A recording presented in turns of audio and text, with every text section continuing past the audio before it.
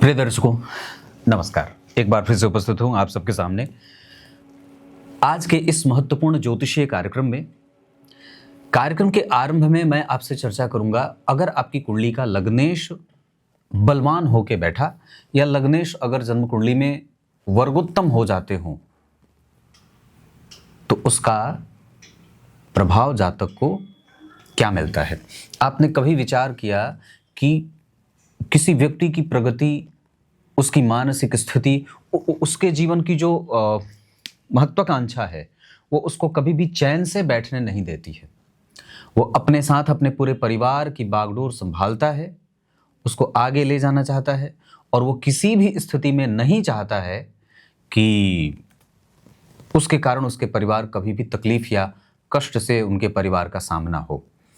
हम समाज के प्रति अपने आप को कितना ज़्यादा जिम्मेदार मानते हैं और कितना ज़्यादा उसकी जिम्मेदारी मजबूती से निभाते हैं, इन सभी विषयों का जो आकलन या समुचित अवलोकन होता है वो हमारी कुंडली के लग्नेश ही हमसे कराते हैं, या इन सभी प्रश्नों का उत्तर हमारी कुंडली के लग्नेश ही देते हैं। आपकी कुंडली कितनी जिम्मेदार है, आप अपने जिम्मेदारियों का एहसास आपको कितना है, आप मजबूती से किसी भी बात को पकड़कर कितने बैठे हुए हैं, इन सभी विषयों का जो उत्तर होता है, इन सभी प्रश्नों का उत्तर हमारी कुंडली के लग्नेश देते हैं। किसी भी जातक की कुंडली के लग्नेश अगर उस कुंडली में वर्गोत्तम है अर्थात बलवान है, वर्गोत्तम ग्रह स्वतः बली हो जाता है। कई बार हमारे दर्शक हमसे पूछते हैं कि पंडित जी, क्या कोई अगर ग्रह नीच का बैठा है और अगर वो नवमांश चक्र में भी नीच का है तो अगर इस हिसाब से वो ग्रह वर्गोत्तम होगा तो क्या वो उतना ही बलवान माना जाएगा जितना कि बाकी का अन्य कोई ऐसे सामान्य ग्रह जो वर्गोत्तम होता है।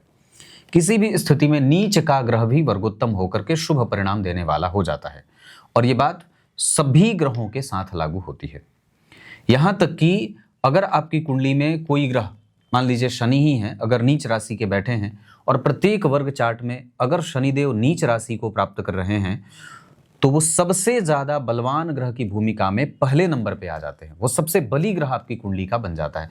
तो सबसे कमजोर ग्रह जो आपकी कुंडली में बन रहा था वो वर्गोत्तम होने के कारण सबसे बलवान हो जाता है। तो ये जो ट्रांसपेरेंसी है ग्रहों की, वो आपको ये उत्तर देने की ओर उन्मुख करा देती है कि नहीं, आप बिल्कुल ठीक हैं और बिल्कुल सही रास्ते पे जा रहे हैं।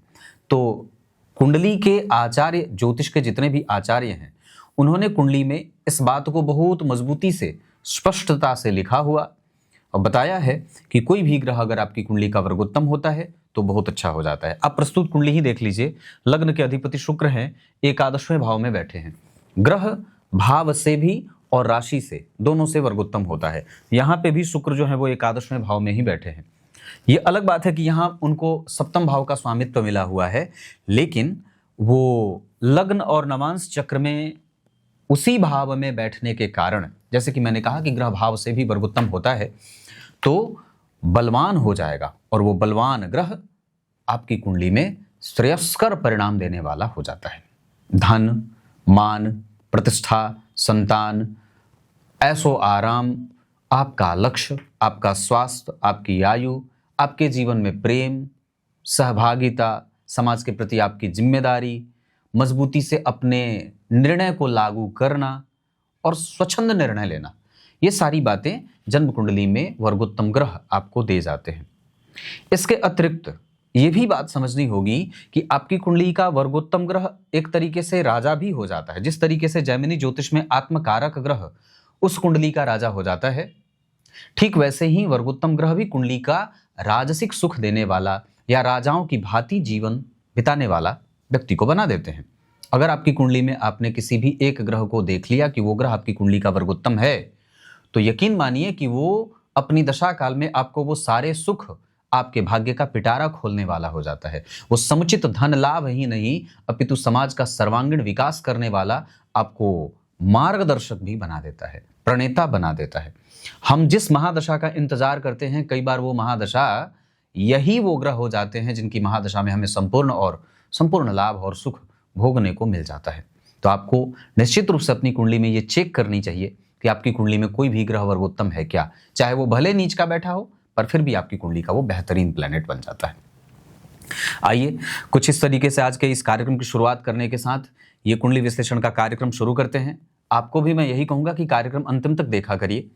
और ये किसी एक व्यक्ति की कुंडली भले हो सकती है, पर समझने के लिए ये एक बहुत बड़ा क्लास है कि आप किसी भी तरीके से कुंडली का अध्ययन कहाँ से शुरू करते हैं, उसमें आरंभ कहाँ से किया जाता है। कई बार लोग मुझे पूछते हैं, इतने लोगों की कुंडलियां आती हैं, उसमें तो कई यूट्यूब पे ज्योतिषी हैं। मैं सच्ची बात बताता हूँ, कितने लोगों की कुंडली, और मुझसे ज्यादा सब्सक्राइबर हैं उनके।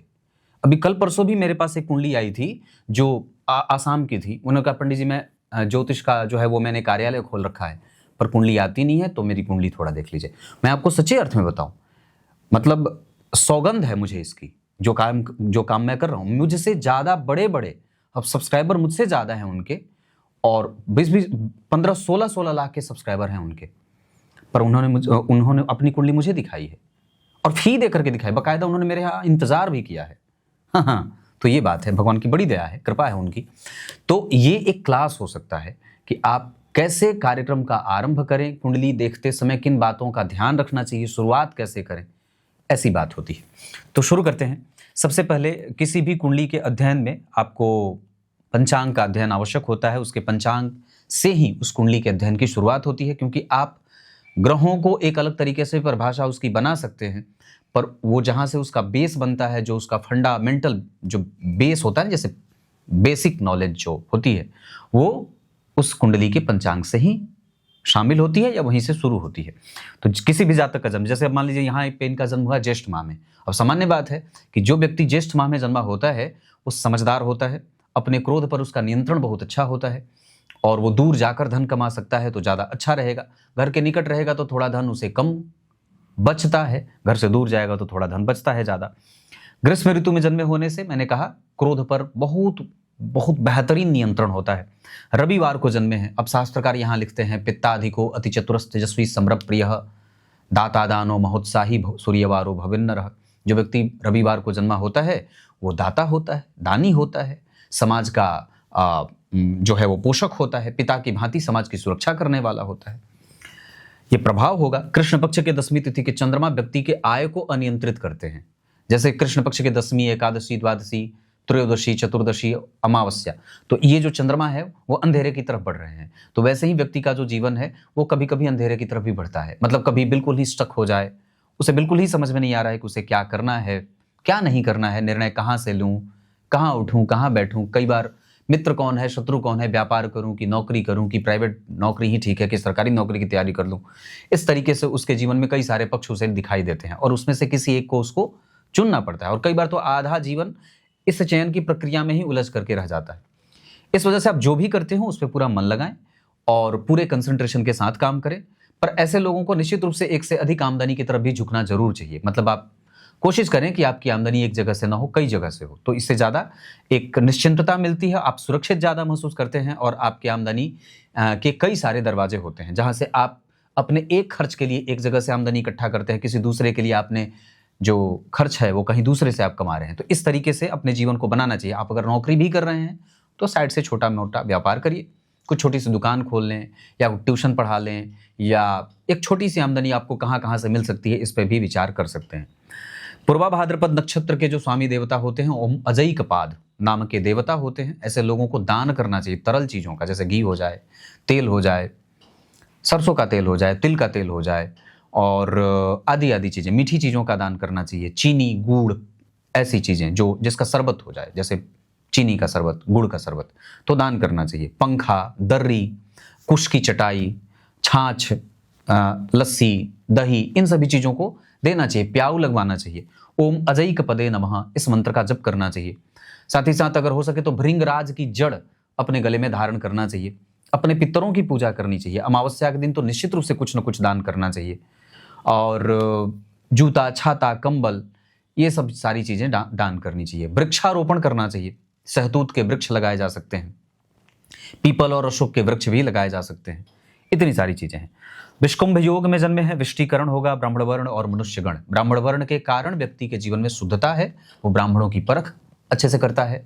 उसको पता है कि जो काम मैं कर सकता हूँ वो उसके आत्मविश्वास की वृद्धि करता है। ब्राह्मण वर्ण के कारण सुचिता है, धर्म है, शास्त्र है, आध्यात्म है, मंत्र है, गुरु हैं, गाय हैं, उसके जीवन में गुरुत्व का बल है, धर्म का ज्ञान है, परंपराओं में विश्वास है, अपनी सभ्यता, अपनी जो राष्ट्र प्रेम की भावना है, गायों के प्रति जो श्रद्धा का विषय होता है, वो व्यक्ति में कूट कूट करके भरा होता है। तो ये सारी चीज़ें कहीं ना कहीं जन्म कुंडली में बन जाती हैं। ब्राह्मण वर्ण और मनुष्य गण के कारण कभी कभी ईर्ष्या है, कभी द्वेष है, कभी छल, कभी कपट, कुछ भी है, बहुत सारी चीज़ें हैं। यहाँ आप 16 कलाओं से युक्त हैं। ईर्ष्या, द्वेष, छल, कपट, मोह, मात्सर्य, आलस्य, प्रमाद, कुंठा, जागृति और तृष्णा, ये सारी चीज़ें हैं। प्रवृत्ति मूलक व्यक्ति का जो है वो ध्येय होता है। व्यक्ति किसी भी चीज़ को पकड़ लिया तो उसको त्यागने में थोड़ी दिक्कत होती है, और चीज़ों में अट्रैक्शन होता है, वो उसको पकड़ कर रखना चाहता है। तो ऐसी सारी चीज़ें जन्म कुंडली के पंचांग से इतनी सारी चीज़ें मिल गई। अब जरा सोच के देखिए कि अगर आप पंचांग से शुरुआत नहीं करते इस कुंडली की, आप कहाँ से शुरू करते? आप सूर्य को शुरू करते तो सूर्य से पहले तो आपको यह समझना होगा कि सूर्य कैसे हैं, उत्तरायण के हैं, दक्षिणायन के हैं। क्योंकि सूर्य को बेसिकली जो बल मिलता है वो उत्तरायण और दक्षिणायन से।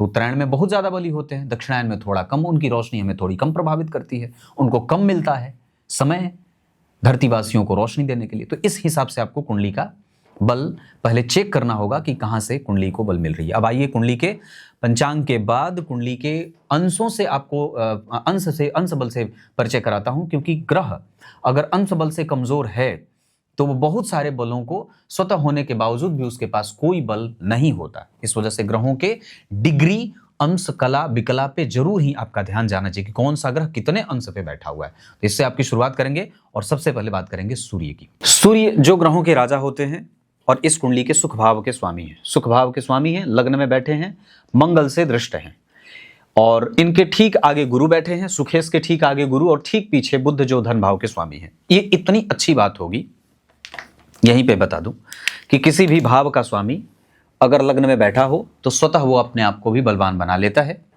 या उस व्यक्ति के व्यक्तित्व को उस तरीके से खींचने की कोशिश करता है। अगर सुखेश लग्न में बैठे हैं तो व्यक्ति सुख प्राप्त करना चाहेगा, और वो सिर्फ अपने आप को ही सुखी नहीं बनाना चाहेगा, अपितु समाज को, परिवार को, इष्ट मित्र को, सगे संबंधी को भी सुख देना चाहता है। और वो कभी भी, जैसे इनका प्रश्न भी है, ये जिनकी कुंडली है, ये कुंडली मुझे मिली है भंडारा, है ना, भंडारा महाराष्ट्र से।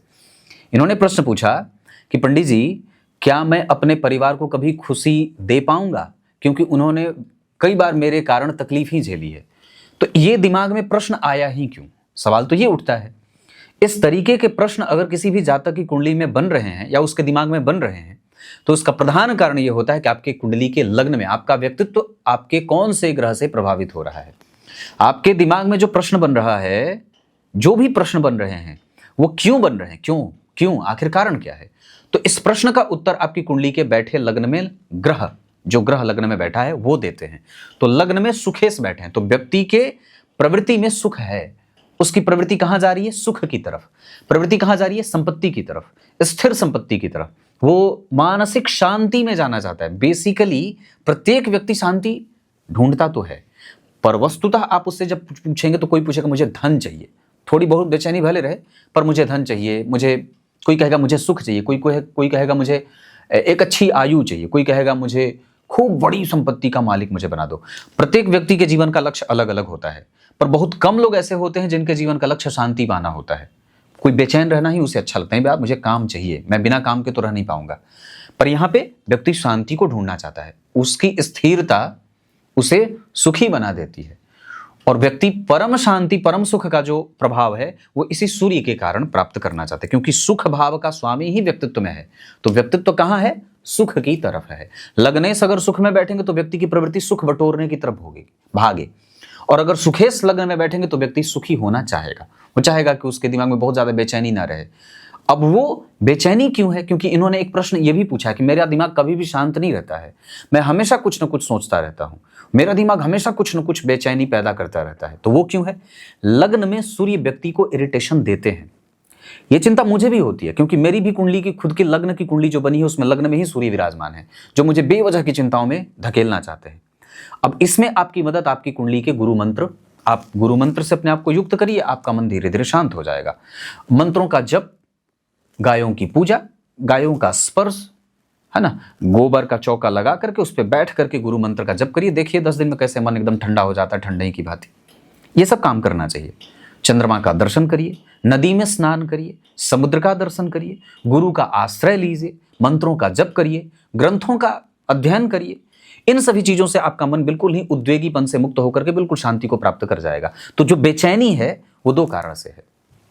लग्न में सूर्य बेचैनी देते हैं, और चूंकि व्यक्ति अपनी चिंता करने के अतिरिक्त दूसरों की चिंता करता है, यह भी एक चिंता का कारण है। यहां से भी व्यक्ति जो है वो, चूंकि आप अकेले अगर हैं तो सिर्फ आपको आपकी चिंता है, चलो ठीक है हम तो कैसे भी अपना निकाल लें, पर आपके साथ जब 10 लोग और जुड़ जाते हैं तो फिर आपके पास एक बोझ बनता है, या फिर एक तरीके से कहें कि आपकी जिम्मेदारी बढ़ जाती है। और लग्न में बैठे सूर्य इस तरीके की जिम्मेदारी कई बार बढ़ा देते हैं, जो आपको सोचने पर विवश कर देते हैं। तो ये कारण है। सूर्य जन्म कुंडली में 5 अंश पे बैठे हैं और लग्न 10 अंश का बना है। लग्न 10 अंश का है, इस वजह से प्रबुद्ध कहेंगे, युवावस्था को प्राप्त करेगा। और ऐसी अवस्था में व्यक्ति का निर्णय कई बार सूर्य के कारण थोड़ा बहुत इरिटेटिव होता है, लेकिन सुखेश अगर शुभ कर्त्री में है, लग्न अगर शुभ कर्त्री में है, तो व्यक्ति अंततः विजेता बनेगा। इसमें जरा भी चिंता वाली कोई बात नहीं है। अगर लग्न के पीछे और आगे दोनों तरफ शुभ ग्रह बैठे हों, उच्च के शुक्र लग्नेश होकर के एकादशवें भाव में चंद्रमा आपके समस्त इच्छाओं की पूर्ति करने वाले और पूछ पूछ करके आपकी इच्छा की पूर्ति करने वाले हैं, तो मैं नहीं समझता हूं कि किसी भी प्रकार से हमें घबराने की आवश्यकता है। एक कारण यह हो सकता है कि लग्न पे मंगल का प्रभाव, क्योंकि आपकी कुंडली जो वृष लग्न की है उसमें 12वें और 7वें भाव के स्वामी मंगल हैं, जो लग्न को देख रहे हैं, जो शत्रु की राशि को देख रहे हैं। ये तो अच्छी बात है कि आप कम से कम इतना अपने आप को बैलेंस कर पाते हैं, क्योंकि उच्च के शुक्र हैं आपकी कुंडली में, लेकिन लग्न पे मारक ग्रह की दृष्टि है। और विचार करिए तो भाग्य भाव में शनि और राहु बैठे हैं, और इसके जो कारक ग्रह हैं वो जन्म कुंडली में गुरु उच्चाभिलाषी हैं पर शत्रुगत हैं। इस वजह से विचार जो है वो कई बार शत्रु पैदा करते हैं, या विचारों में शत्रुता बनी रहती है। इनिशियल थॉट कहीं ना कहीं थोड़ी बहुत शत्रुता में है। 9वें भाव में शनि और राहु के कारण व्यक्ति को अपने ऊपर ही संदेह होता है, भाई बहन माता पिता इनके ऊपर भी कई बार, कि उनके लिए मैं कुछ कर पाऊंगा कि नहीं। स्वयं के साहस, स्वयं के बल, स्वयं के निर्णय पे व्यक्ति को संदेह पैदा करवाने पे विवश कर देते हैं। ये कौन करता है? शनि और राहु, है ना। राहु का प्रभाव जब सूर्य पे हो जाता है तो व्यक्ति कई बार नैतिकीय तत्वों से अपने आप को कमजोर कर लेता है। जल्दबाजी में विवाह का निर्णय ले, जल्दबाजी में संतान का निर्णय ले, या कई बार उसका विवाह विलंब से हो तो संतति देर से हो। अगर संतति हो जाती है तो कई बार उसके लिए वो बेवजह चिंता करने लगता है। तो ये जो सारी मूल प्रकृति बन रही है वो सूर्य के प्रभाव के कारण, सूर्य पे राहु और मंगल 2 ग्रहों का प्रभाव हो गया।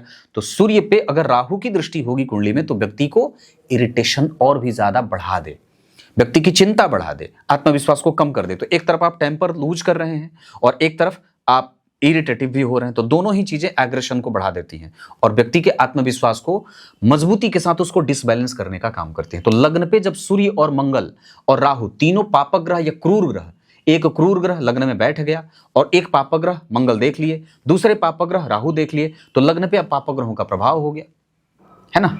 तो इस कारण से ये जो परिस्थिति होती है व्यक्ति के दिमाग को ये एक तरीके से आंदोलित करने का काम कर जाती है। और लग्न में सूर्य बैठे 5 अंश के,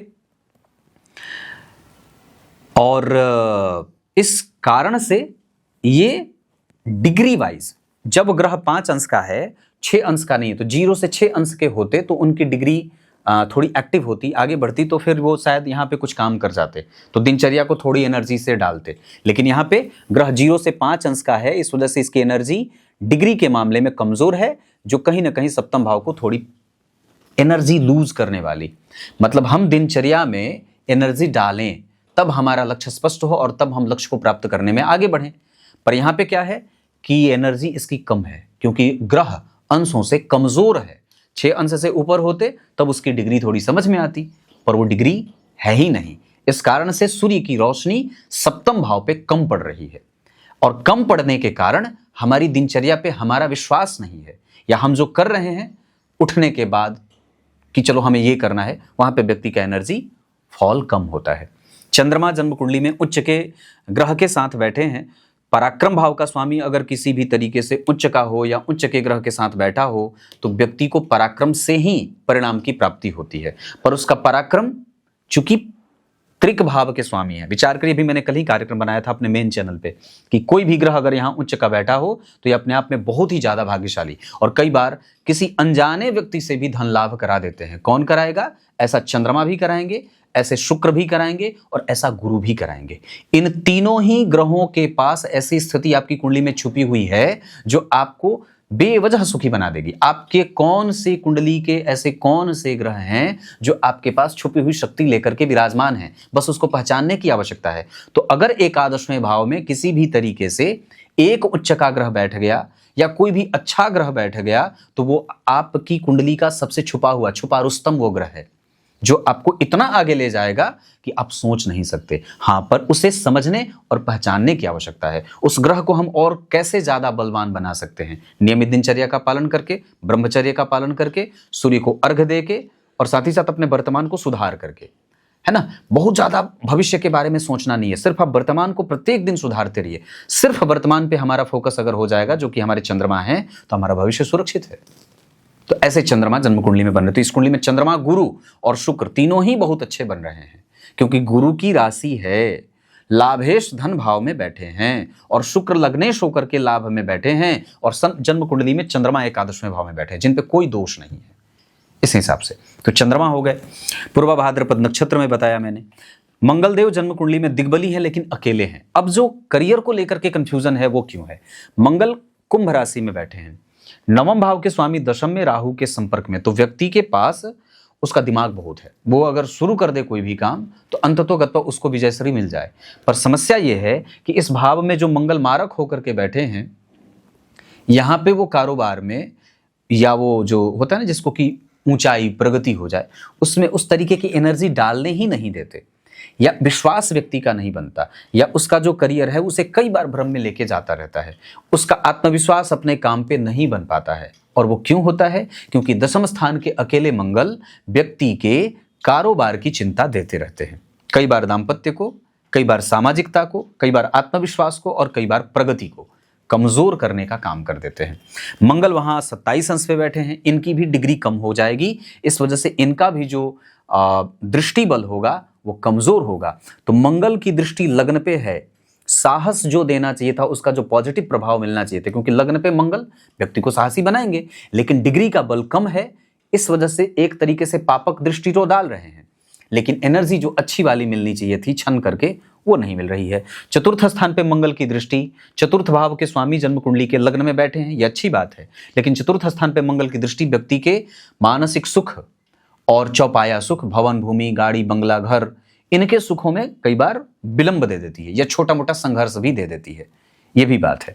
और उनकी 8वीं दृष्टि जन्म कुंडली के पंचम भाव पे है, पंचम भाव के स्वामी जन्म कुंडली के 12वें में, तो पंचम भाव पे मंगल की दृष्टि मारकेश होकर के पड़ी, इस वजह से व्यक्ति का जो यश है, जो उसकी प्रतिष्ठा है, जो प्रेम है, जो संतान है, उससे संबंधित जो चीजें होती हैं वो थोड़ी कम होती हैं।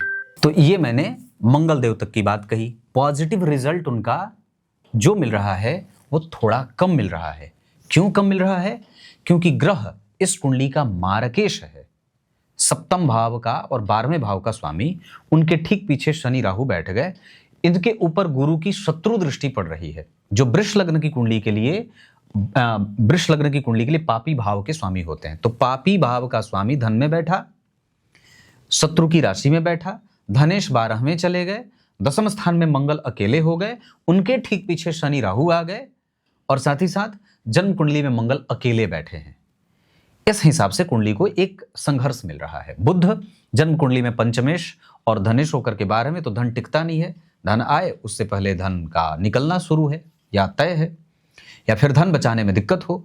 अपनी जिम्मेदारी तो व्यक्ति निभा ही रहा है, साथ ही साथ दूसरों की भी जिम्मेदारी उठा रहा है, इस वजह से बजट गड़बड़ हो जाता है। बुध 12वें भाव में है तो फिर भी ठीक है, अगर वो दृश्य क्षेत्र की तरफ हैं, जैसे कि नवम दशम एकादशवां 12वां आदि ये जो भाव होते हैं वो दृश्य क्षेत्र हैं, यहाँ पे बुध का प्रभाव ठीक होता है। पर बात यह है कि वो बुध किसी भी तरीके से शुभ ग्रह से प्रभावित नहीं है। एक शुभ ग्रह का प्रभाव उनके ऊपर जरूर है, क्योंकि बुध का बल किसी भी तरीके से लग्न के बल को वृद्धि दे रहा है और शुक्र बुध के बल को बढ़ा रहे हैं। तो ये जो यहाँ पे आकाश का जो क्षेत्र बना हुआ है कुंडली में 11वें भाव में, तो बुध के बल की वृद्धि शुक्र और चंद्रमा कर रहे हैं और लग्न के बल की वृद्धि बुध कर रहे हैं। मतलब 11वां 12वां और लग्न ये क्रमशः एक दूसरे के ऊपर आरोपित हो रहे हैं। अगर शुक्र और चंद्रमा 11वें भाव में नहीं बैठते तो 12वें भाव का बल नहीं बढ़ता। इस वजह से व्यक्ति को जो ऋण से निकलने का बल प्राप्त होता है वो कम होता। तो वहां एकादशवें भाव में जो शुक्र और चंद्रमा बैठे हैं वो बुध के बल की वृद्धि करेंगे इस मामले में कि व्यक्ति को ऋण से और जिम्मेदारियों को निभाने में ग्रह का बल मिलेगा। और 12वें भाव में बुध बैठे हैं तो ठीक फिर भी बैठे हैं, लेकिन गड़बड़ी क्या है कि वहां व्यक्ति का यश और व्यक्ति का पराक्रम, कई बार व्यक्ति करता कुछ और है, हो कुछ और जाता है, ध्येय कुछ और है कि ये करूंगा पर हो कुछ और रहा है। तो ये जो जीवन में परिस्थिति बन रही है वो बुध के कारण बन रही है। ये और भी ज्यादा कमजोर या बुरी हो सकती थी, हालात और भी खराब हो सकते थे, पर बात क्यों बच जा रही है? क्योंकि एकादशवें भाव में शुक्र और चंद्रमा उस बुध के ठीक पीछे बैठ करके बुध को एक परोक्ष रूप से बल प्रदान कर रहे हैं। बुध का प्रभाव 14 अंश का है, इस वजह से इनकी दृष्टि और भाव का बल मिलेगा इनको। उसके बाद ये बुध आपको अपनी दशा काल में यश मान पद प्रतिष्ठा भी देंगे, दृष्टि का फल भी मिलेगा, शत्रु को कैसे समझना है, टेक्निकली अपने आप को कैसे स्ट्रॉन्ग करना है, मजबूती से विपरीत जाने वाली परिस्थिति को कैसे एनालाइज करके उसको अपने पक्ष में करना है, बीते हुए पल को किस तरीके से अपने पक्ष में इस्तेमाल में करना है, इन सभी विषयों से समस्या से निपटने की शक्ति, ये सब बुध के कारण हो रहा है। और यहां से अगर गुरु की बात करते हैं तो गुरु भी बहुत अच्छे अंश पे हैं, 16 अंश पे बैठे हैं।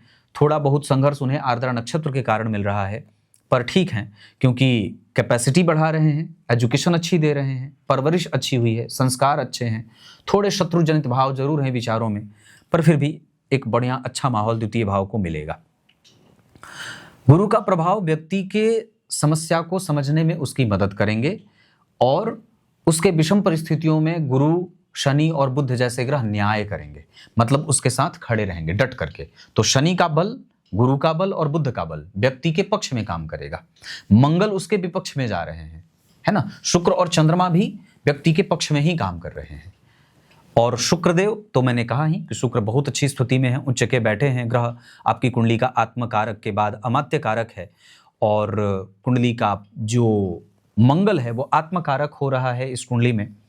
नवांश चक्र में उनकी एक राशि जन्म कुंडली के लग्न में और दूसरी राशि अष्टम भाव में, कोई विशेष अंतर मंगल की राशि को पड़ नहीं रहा। मंगल नवांश चक्र में मिथुन राशि में बैठ रहे हैं, थोड़ा बहुत यश प्रतिष्ठा दे देंगे, लेकिन फिर भी वहां पे एक जो मतभेद है वो रहेगा। फिर भी दाम्पत्य में भी थोड़े बहुत मतभेद दिखते हैं, या विवाह में आने के बाद भी कुछ विशेष एनर्जी मिल जाए विवाह के बाद जीवन को आगे बढ़ाने में, उस तरीके का प्रभाव दिखता नहीं है। तो वो एक संघर्ष जातक के जीवन में टीस बनी रहती है। तो ये शुक्र हो गए। शुक्र आपकी कुंडली में 24 अंश पे बैठे हैं, भाव से वर्ग उत्तम होने के कारण उनका एक पक्षीय लाभ आपके जीवन में मिलेगा। और जो भी अभी तक जीवन में मिला है, जो भी प्राप्त आपने किया हुआ है, वो हो सकता है कि शुक्र के कारण, चंद्रमा के कारण, और ये दोनों ग्रह, और एक ग्रह जो है वो लग्न में सूर्य के, लग्न में सूर्य वैसे भी कारक हो जाते हैं तो मजबूती से परिणाम व्यक्ति का आत्मविश्वास टूटता नहीं है। वो जब कभी भी संशयों में जाता है तो वो राहु के कारण जाता है। जो कभी उसको भाग्य पे कभी संघर्ष दिखाई देता है या भाग्य का सहयोग असहयोग में दिखाई देता है तो वो शनि और राहु के कारण होता है। जो दिमाग में कभी कभी भ्रम पैदा होता है, जो इनिशियल थॉट अगर कभी कमजोर बनते हैं तो वो शत्रुगत गुरु के कारण होता है।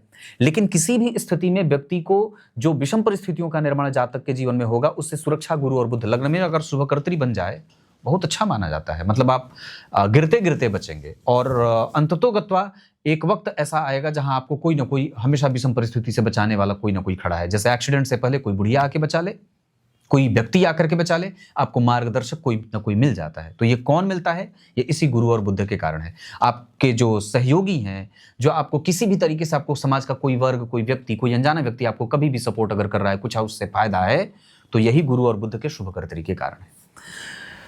शनिदेव जन्म कुंडली में सबसे कम अंश पे हैं, इनको थोड़ा बलवान होना चाहिए था, और वक्री हो जाते हैं तो वक्री शनि वैसे भी बलहीन हो जाते हैं। तो जो कुंडली के पास बल जिस ग्रह से मिलना चाहिए था, वृष लग्न की कुंडली में योग कारक होते हैं शनि, एक तो वो वक्री हुए, ऊपर से एक अंश के वक्री हुए, राहु के साथ बैठ गए, गुरु से षडाष्टक में चले गए, किसी शुभ ग्रह का कोई प्रभाव नहीं।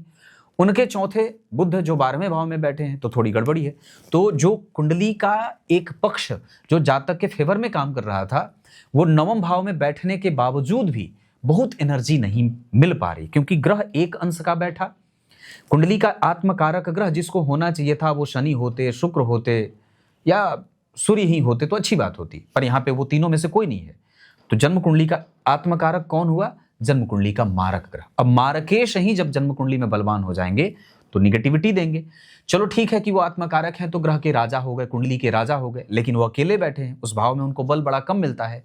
दिग्बली हैं मंगल दशम स्थान में दिग्बली होते हैं, लेकिन पक्ष उनके फेवर में काम नहीं कर पाता। क्यों नहीं करता है? क्योंकि वो अकेले एक जातक के लिए डिसएडवांटेज वाली बात हो जाती है। यहाँ पे मंगल के कारण है, नवांश कुंडली में वो शत्रुगत हो रहे हैं, नीचाभिलाषी हो रहे हैं, तो व्यक्ति को निर्णय में गड़बड़ी दे जाते हैं। तो जहां से हमें सबसे ज्यादा मजबूत मिलना चाहिए था, हमें शनि पे विश्वास था कि भाई शनि इस कुंडली में देने वाले बनेंगे। नवमेश हैं, सबसे बलवान भाव के स्वामी हैं, लग्नेश के मित्र हैं, स्वग्रही बैठे हैं, लेकिन गड़बड़ी क्यों हो रही है? क्योंकि उनके ऊपर किसी शुभ ग्रह की दृष्टि नहीं है। दूसरा, एक पक्ष गड़बड़ का क्या है कि वो वक्री हो जाते हैं। और तीसरा जो गड़बड़ पक्ष क्या हो जाता है कि वो ग्रह एक अंश पे वक्री हुआ है। 20 अंश से ऊपर होते तो पूरे डिटर्मिनेशन के साथ परिणाम करते, लेकिन एक अंश पे वक्री है तो उनका डिफिशियंसी हो जाएगा। तो इस कारण से जो भाग्य बल होना चाहिए था, जो अनुशासन होना चाहिए था, जो स्थिरता होनी चाहिए थी, जो न्यायपरक परिणाम मिलने चाहिए थे, वो कुंडली को कमजोर कर देते हैं। ये कुंडली का विश्लेषण है। आपको क्यों नहीं मिल रहा है, शिकायत क्यों है जीवन से, जब तक आप इसे समझेंगे नहीं तब तक आप लुभावने विज्ञापन में ही उलझे रहेंगे। और समस्या ये है कि हमारी कुंडली हमें समझाई नहीं जाती है। हम कुंडली को दिखाने के लिए 1000 ज्योतिषियों के पास जाते हैं, पर ससुरा किसी ने भी आज तक हमारी कुंडली को हमसे समझाया नहीं है। उसने अपना फलादेश बता दिया है। भगवान ने हमारे झोले में क्या डाला है ये तो उसने बताया ही नहीं है।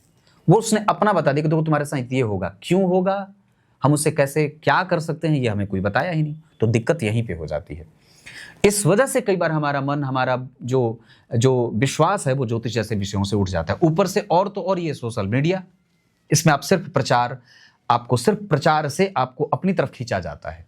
बार बार आपके आंखों में, आपके दिमाग पे प्रचार करा करके आपके दिमाग को ग्रैब किया जाता है।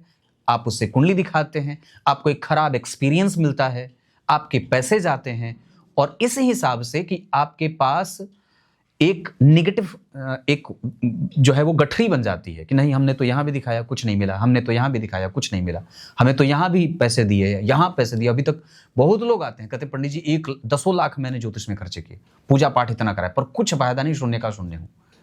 गड़बड़ी ये है कि हमारी कुंडली में समाधान है ही नहीं। कुंडली का समझना ही समाधान है। मैं ये बात बार बार कहता हूँ, एक नहीं हजारों बार कहें। आप अपनी कुंडली को समझिए। जिस तरीके से पंचांग समझा जाता है, ग्रहों को समझना ही तो सबसे बड़ी बात है कि ग्रह जो क्या है वो भगवान है, और ईश्वर का समाधान नहीं होता, ईश्वर को समझना होता है ना। उनके साथ तादाद में आपका कैसा है उसे बनाइए। और हमारी समस्या है कि हमारे दिमाग में गलत जो है वो बीजारोपण कर दिया गया है। कुंडली में आज इंटरनेट पे आप जो है वो, आपकी पत्नी रूठी है तो आपका व्यापार नहीं चल रहा है, तो आपके बटुए में पैसा नहीं टिकता है, आप धन नहीं कमाते, बहुत सारा उपाय से दुनिया भरी पड़ी है। पर बात है कि कुंडली जस की तस, उसे समझाने वाला कोई है ही नहीं। तो कुंडली का मेन पक्ष क्या है ना।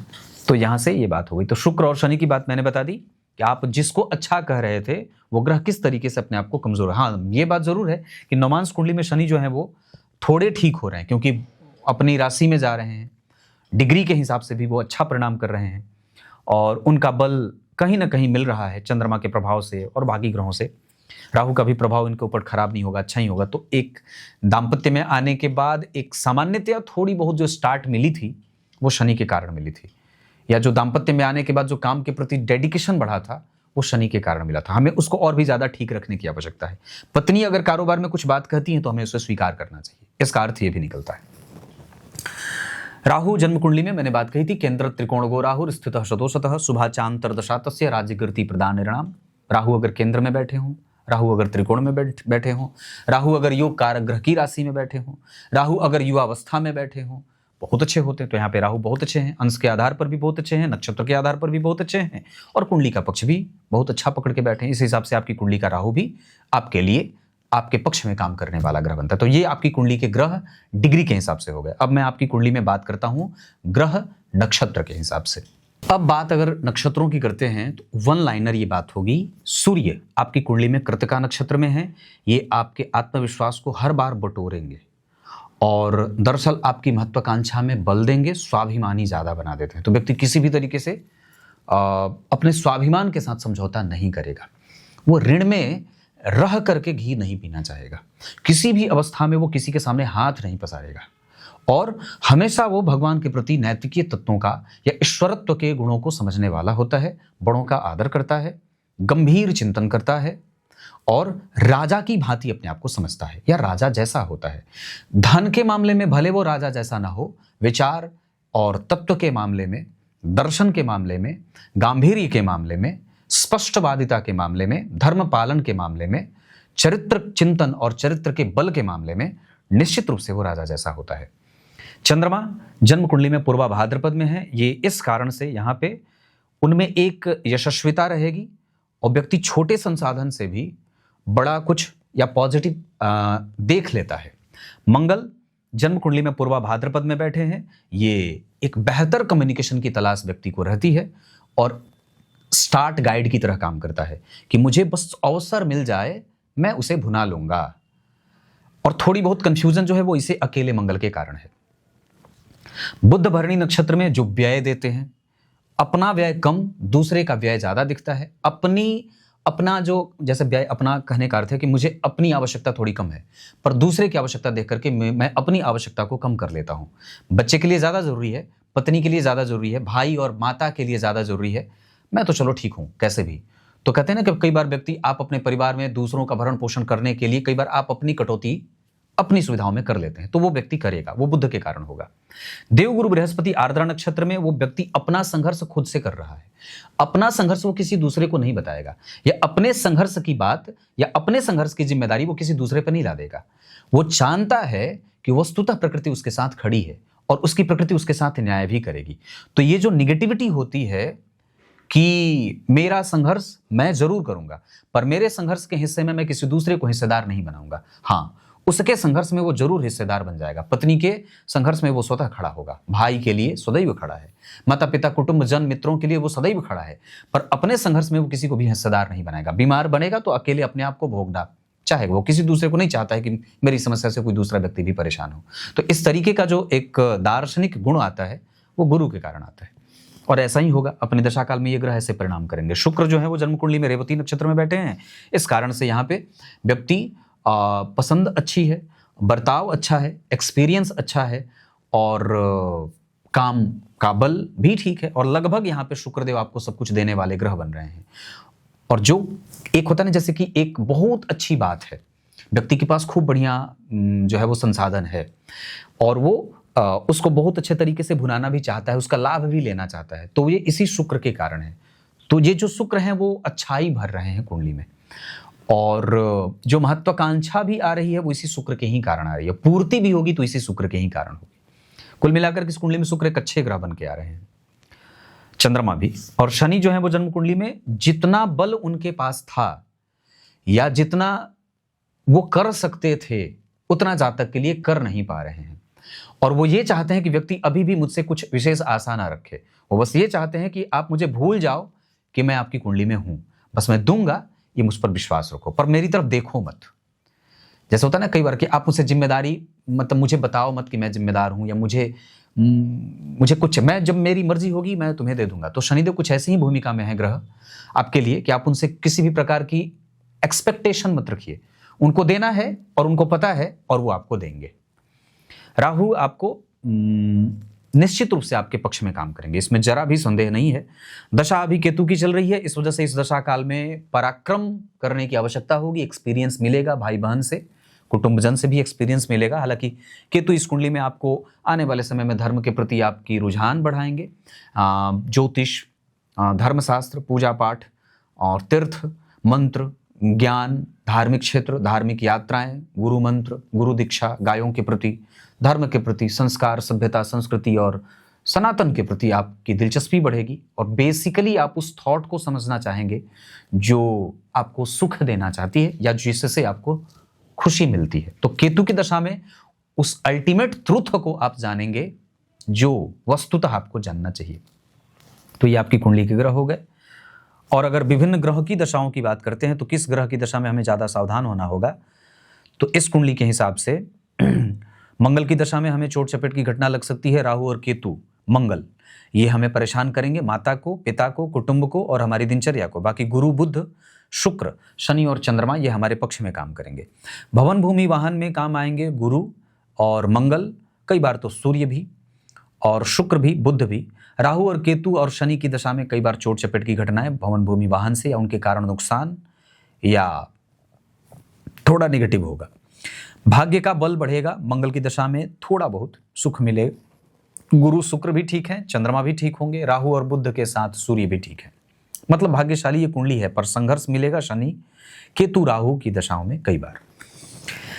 और ये बात करते हैं और भी, तो इस कुंडली में गुरु चंद्रमा सूर्य मंगल और शनि ये आपके पक्ष में काम करेंगे, जबकि राहु केतु शुक्र और बुध मेहनत करा करके ही सही पर आपको धन देंगे। गुरु और शुक्र के कारण आपके पास माता पिता का बल है। कभी कभी जब केतु में बुध आएंगे तो माता पिता के पक्ष को कमजोर कर सकते हैं। मंगल और शनि की दशा में माता पिता का स्वास्थ्य कमजोर हो सकता है। केतु की दशा में शत्रु का आगमन, विपरीत परिस्थितियों का निर्माण हो सकता है। केतु की दशा में माता पिता का स्वास्थ्य कमजोर हो सकता है, इनका ध्यान रखना होगा। बाकी ये कुंडली संतान को लेकर के बिल्कुल भी चिंतित करने के योग्य नहीं, आपको बिल्कुल ही चिंतित नहीं होना चाहिए। संतान को लेकर के बहुत अच्छी है कुंडली। बल के आधार पर बात अगर करते हैं तो कुंडली में मैंने ये बात बहुत बार बताई है अपने मेन चैनल पे कि सूर्य और चंद्रमा ज्योतिष के नेत्र हैं। अगर ये जन्म कुंडली में मृतप्राय हो रहे हैं तो कुंडली के बाकी ग्रहों की भी दृष्टि और बल की कमजोरी देखने को मिलती है। हमें नियमित दिनचर्या का पालन, आदित्य हृदय का पाठ, उसके बाद सूर्य के 108 नामों का, 1000 नामों का कम से कम उच्चारण, साष्टांग प्रणाम करना चाहिए। पीले फूल की माला, लाल चंदन की माला, पीले फूल की माला सूर्य को अर्पित करिए और लाल चंदन की माला स्वयं धारण करिए। शिव जी को केसर अर्पित करिए, भस्म अर्पित करिए, पोटली में भरकर चावल अर्पित करिए और साथ ही साथ नियमित दिनचर्या का पालन करिए। कमरे में जिसमें सोते हैं उसमें सफाई खुद से करिए। वास्तु देवता की सेवा खुद से करिए। घर से बाहर निकलते समय दीपक जलाकर बाहर निकले। बजरंगबली के 12 नामों का उच्चारण करें। गुरु तत्व आपकी कुंडली में ठीक है, वो बहुत अच्छा है। शुक्र का प्रभाव दही, दूध, घी आदि का व्यापार भी इस कुंडली में किया जा सकता है। खाने पीने, कृषि संयंत्र से संबंधित फैशन और कपड़े, इत्र और सजावटी सामग्री का काम भी इस कुंडली में किया जा सकता है। टाइल मार्बल का काम भी इस कुंडली में किया जा सकता है। इसके साथ इस कुंडली में शनि का प्रभाव कमजोर है, इस वजह से नियमित दिनचर्या और अनुशासन भंग न हो, इसका ध्यान रखना होगा। राहु और केतु आपकी कुंडली में किसी भी प्रकार से आपको चिंता देने वाले ग्रह नहीं बन रहे, उनकी तरफ से आपको घबराना नहीं चाहिए। चंद्रमा आपकी कुंडली में बैठे हैं पूर्वा भाद्रपद में, इस नक्षत्र में दान करना बहुत अच्छा रहेगा। श्रवण, भरणी, रोहिणी, आर्द्रा, पुष्य, मृगशीरा और उत्तरा भाद्रपद, ये नक्षत्र किसी भी कार्य को करने के लिए अच्छे रहेंगे। अंक आपकी कुंडली के लिए 3 और 6 अच्छे रहेंगे। मित्रता मिथुन, कन्या और मकर वालों से अच्छी रहेगी। शत्रुता ना करें कुंभ, कर्क और वृश्चिक वालों से। दिन आपकी कुंडली के लिए शुक्रवार और बुधवार का अच्छा रहेगा।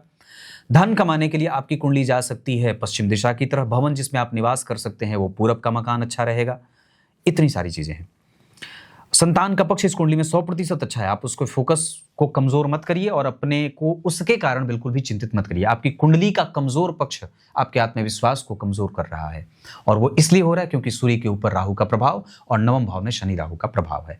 अष्टक वर्ग के आधार पर व्यक्तित्व चिंताजनक स्थिति में कई बार गुजरता है। वाणी को ठीक किया जाए। निर्णय मिलेगा, घबराना नहीं है। मेहनत करते रहें लगातार, और भी ज्यादा मेहनत बढ़ाई जा सकती है। इसके साथ इस कुंडली की पीसफुल माइंड के लिए सूर्य की पूजा करनी होगी और अमावस्या को ब्राह्मण को दान देना चाहिए। स्वास्थ्य में पेट का ध्यान रखना चाहिए और कई बार व्यक्ति बहुत ज्यादा सोचता है, बहुत ज्यादा बोलता है, उसको भी ठीक करना होगा। नियमित दिनचर्या इस कुंडली में अच्छी हो जाएगी तो बिल्कुल ठीक रहेगा। इस कुंडली में नौकरी और व्यापार में से 100% ये कुंडली व्यापार बहुत अच्छा करेगी। इसके साथ आपकी कुंडली में अगर मैं बात करता हूं तो कंसंट्रेशन इस कुंडली का लगभग ठीक है। आयु बहुत अच्छी है। कोई अकाल मृत्यु वगैरह का कोई दोष नहीं है। हाँ, पितृदोष की समस्या जरूर थोड़ी बहुत बन रही है, हमें उसकी चिंता थोड़ी बहुत सता सकती है। पितरों की पूजा अमावस्या को करनी चाहिए। सामाजिक प्रतिष्ठा इस कुंडली में कभी धूमिल नहीं होगी। आपकी कैपेसिटी बहुत अच्छी है समाज को लेकर के और आपका समाज या जो भी आप हैं, आप समाज को लाभान्वित करेंगे, समाज आपसे लाभान्वित होगा। और साथ ही साथ ये कुंडली ऋण में जाएगी तो परेशान करेगी। ये कुंडली पैसे अटका सकती है, इस वजह से किसी को भी धन ना दे। सामान्यतया ये कुंडली दूध दही का भी व्यापार कर सकती है। क्लियर है? कुछ इसी तरीके से आज के इस कार्यक्रम का समापन करते हैं। तब तक के लिए इजाजत दीजिए। कल एक बार फिर से उपस्थित होंगे। बहुत बहुत नमस्कार।